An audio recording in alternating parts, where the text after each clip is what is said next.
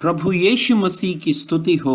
प्रभु यीशु मसीह के नए नियम द्वारा रक्षा के इस व्हाट्सएप ग्रुप में एक और बार मुझे वचन के साथ आपके पास आने का मौका मिला। इसके लिए मैं प्रभु का अति धन्यवाद देता हूँ। आज हम जो भी वचन से सीखेंगे उसमें प्रभु का महिमा हो, ऐसी मैं प्रार्थना करता हूँ। इस ग्रुप के सभी एडमिन भाइयों को एक और बार धन्यवाद करता हूँ, जिन्होंने मुझे एक और बार वचन से बात करने के लिए मौका दिया। आज का हमारा विषय है यीशु मसीह सबका प्रभु है।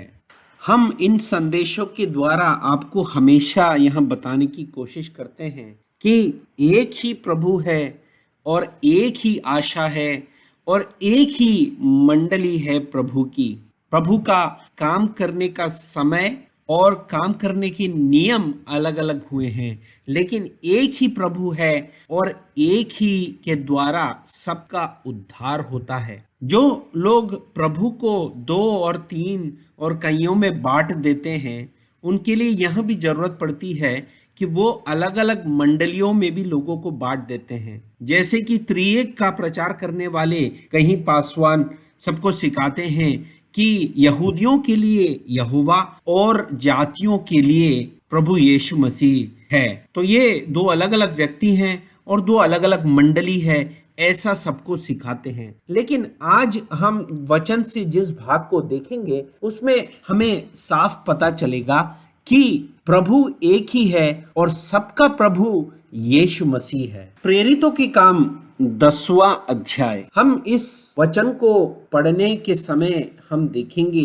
कि साफ यह पतरस को अर्थात शिमोन पत्रोस को यह बताया गया या वह यह सोचता था शुरू में कि प्रभु यीशु मसीह केवल यहूदियों के लिए आया है। यशायाह की पुस्तक में 40वें अध्याय में हम देखते हैं कि यहोवा खुद ही यरूशलेम में प्रकट होगा और सब यहोवा परमेश्वर की महिमा को देखेंगे। तो हमें मालूम है कहीं यहूदी इस मसीहा को, इस प्रभु परमेश्वर को, यहोवा को आने के लिए, मसीहा के रूप में इस धरती पर आने के लिए इंतजार करने वाले कहीं लोग यहूदियों में थे। तो इसलिए जब प्रभु यीशु मसीह इस दुनिया में प्रकट हुए और जिन्होंने भी उन्हें मसीह ऐसा विश्वास किया, वे हमेशा सोचते थे कि जो प्रभु यीशु मसीह है वो केवल यहूदियों का ही मसीह है।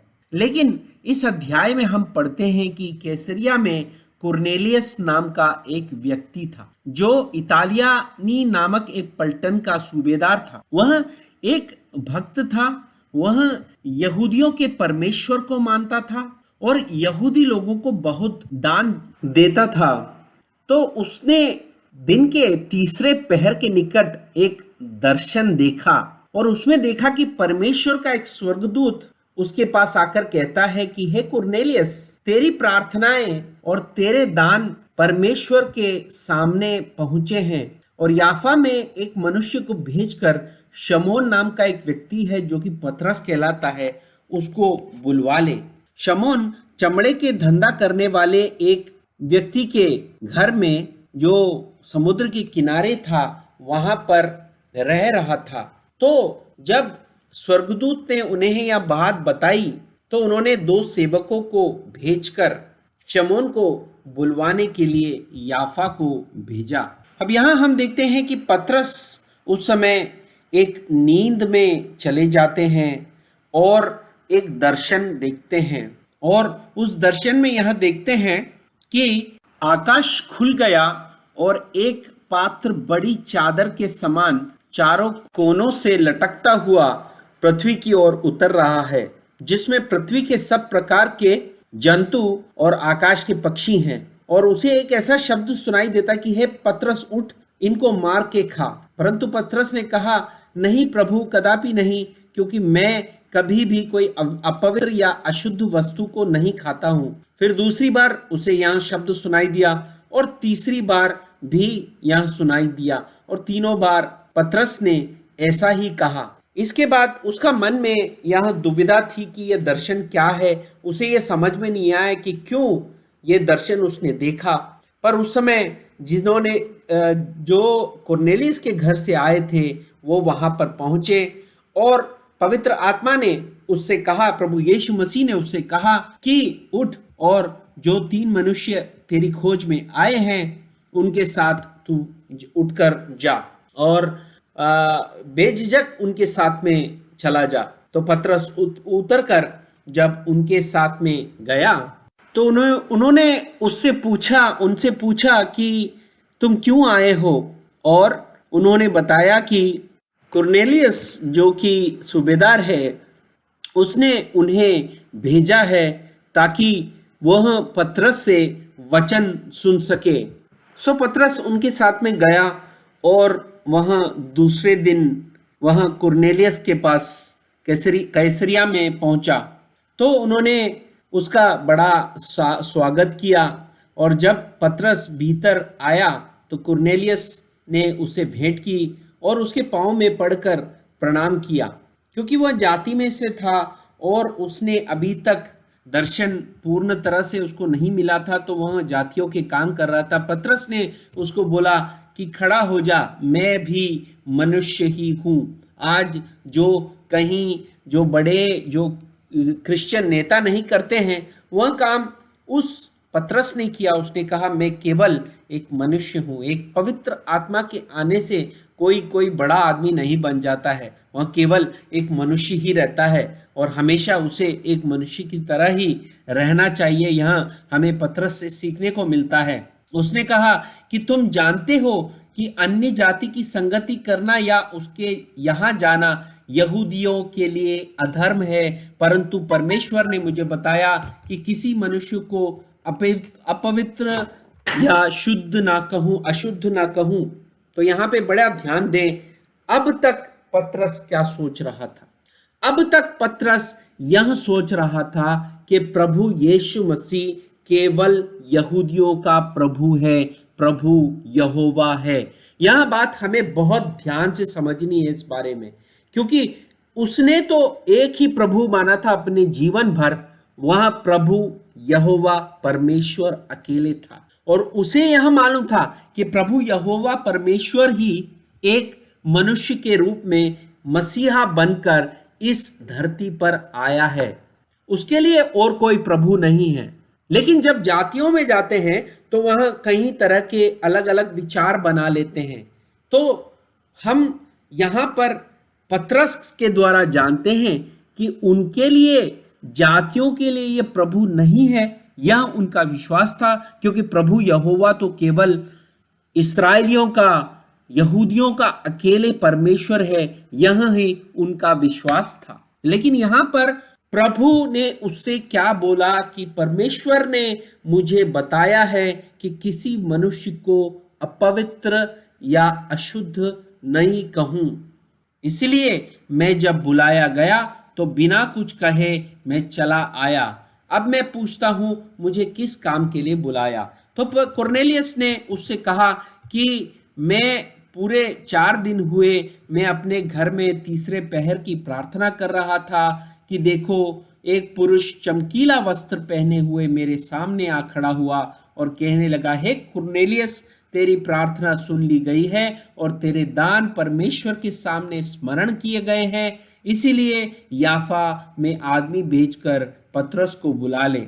और जब मैंने तुम्हारे पास लोगों को भेजा, अब यह परमेश्वर के सामने है कि जो परमेश्वर ने तुझसे कहा मैं अब उसको सुनूंगा।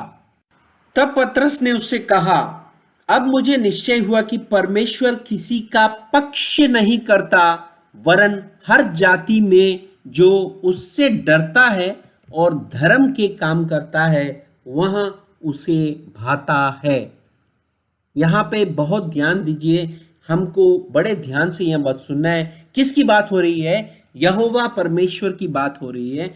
यहोवा परमेश्वर किसी का पक्ष नहीं करता है और हर जाति में जो भी उससे डरता है, अर्थात यहोवा परमेश्वर से डरता है, जो भी सृष्टिकर्ता परमेश्वर, एक ही जो परमेश्वर उससे डरता है और धर्म के काम करता है, वह उसे भाता है।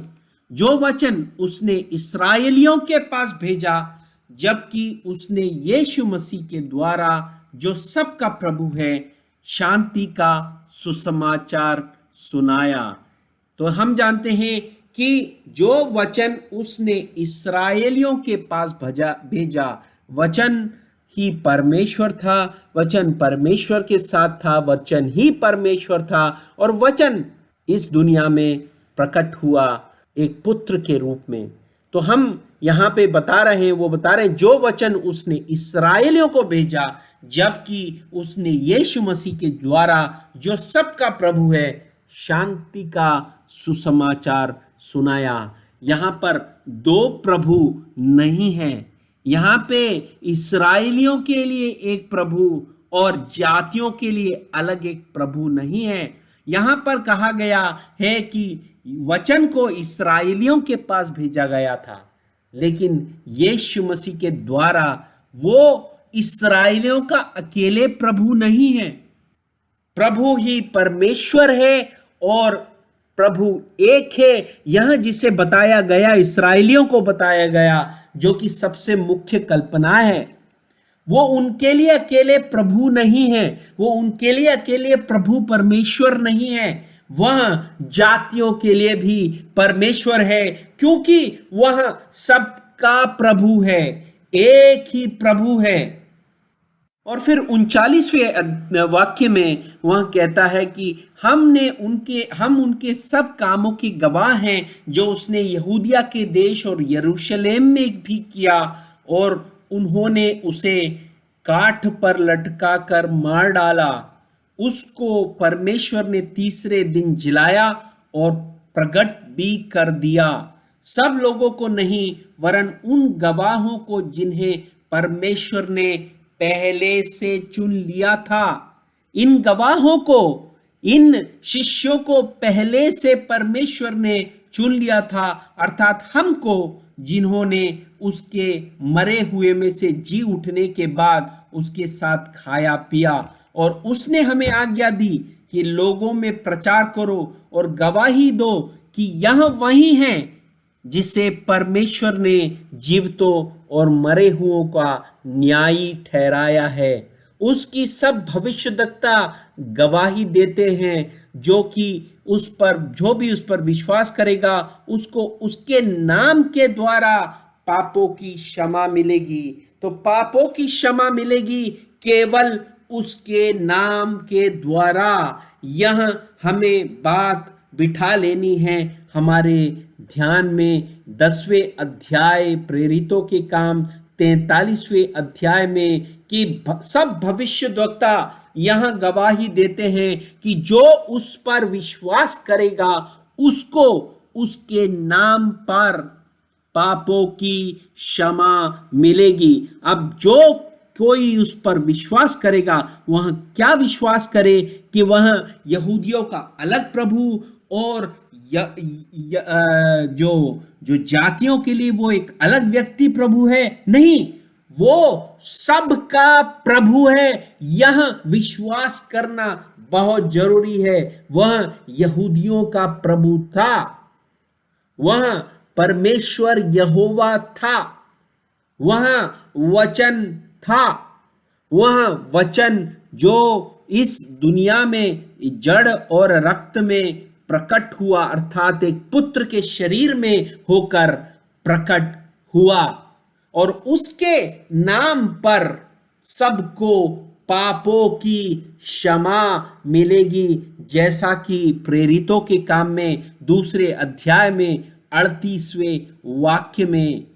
ये नाम अनंत नाम है, यह समझना बहुत जरूरी है। लूका की पुस्तक में 2 अध्याय में 21वें वाक्य में यह कहा गया, जब 8 दिन पूरे हुए और उसके खतने का समय आया तो उसका नाम यीशु रखा गया, जो स्वर्गदूत ने उसके पेट में आने से पहले कहा था। अब आप सोचिए कि कोई भी एक शिशु का नाम उसके पैदा होने के बाद रखा जाता है, पर इस शिशु का नाम यीशु रखा गया कब? उसके पेट में आने से पहले।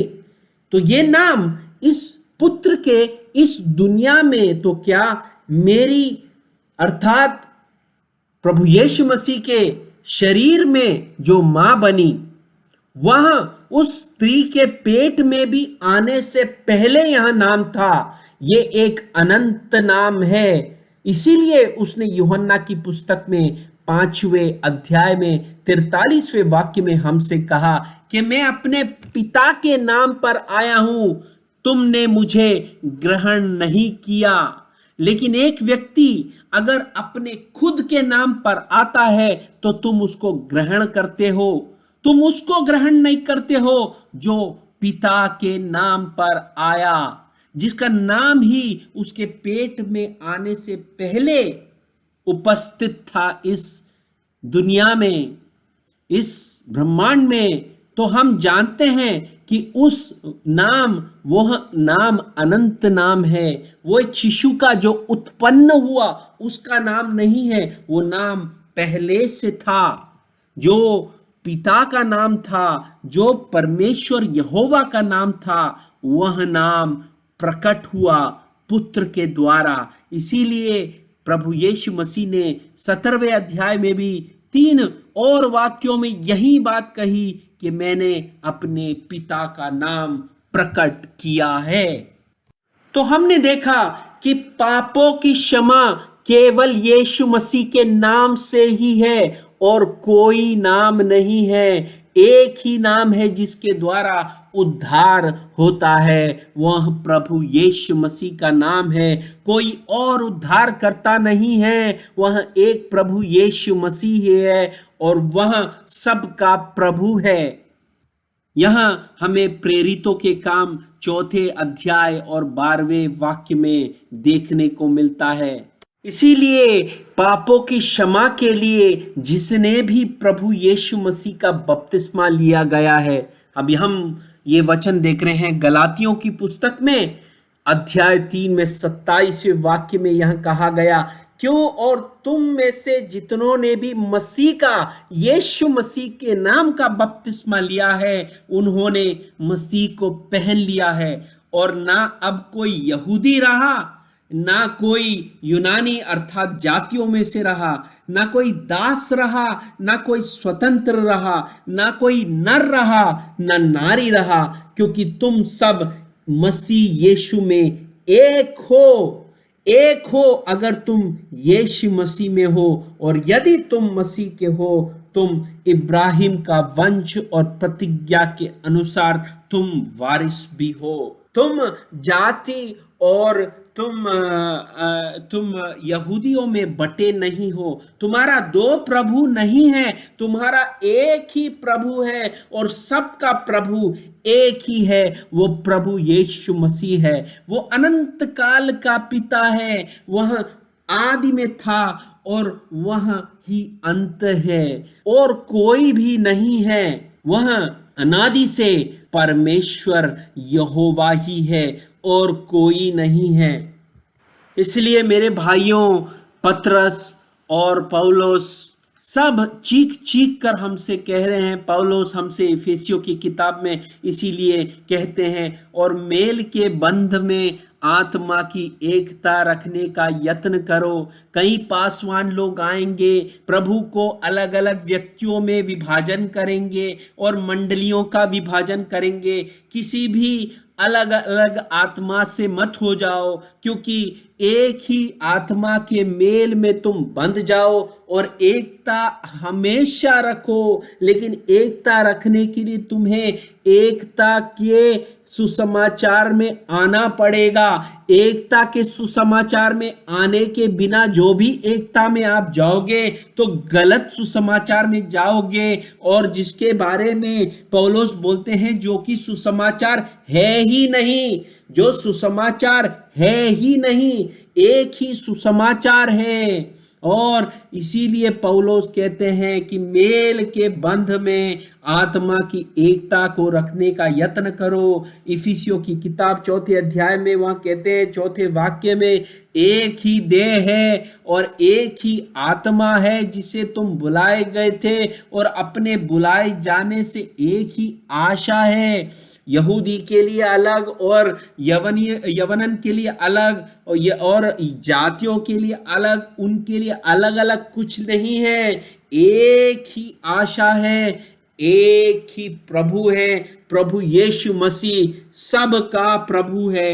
एक ही विश्वास है और एक ही बपतिस्मा है जो प्रभु यीशु मसीह का बपतिस्मा है, और सबका एक ही परमेश्वर और पिता है जो सबके ऊपर है और सबके मध्य में है और सब में है, वही परमेश्वर यीशु मसीह है। और हम सबको मसीह के दान के परिणाम के अनुग्रह अब मिले और मिलता रहे, इसी के प्रार्थना के साथ मैं इस संदेश को यहीं समाप्त करना चाहूंगा।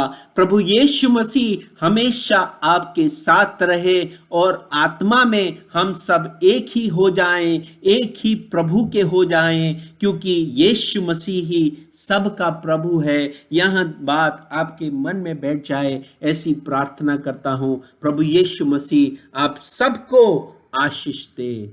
आमीन।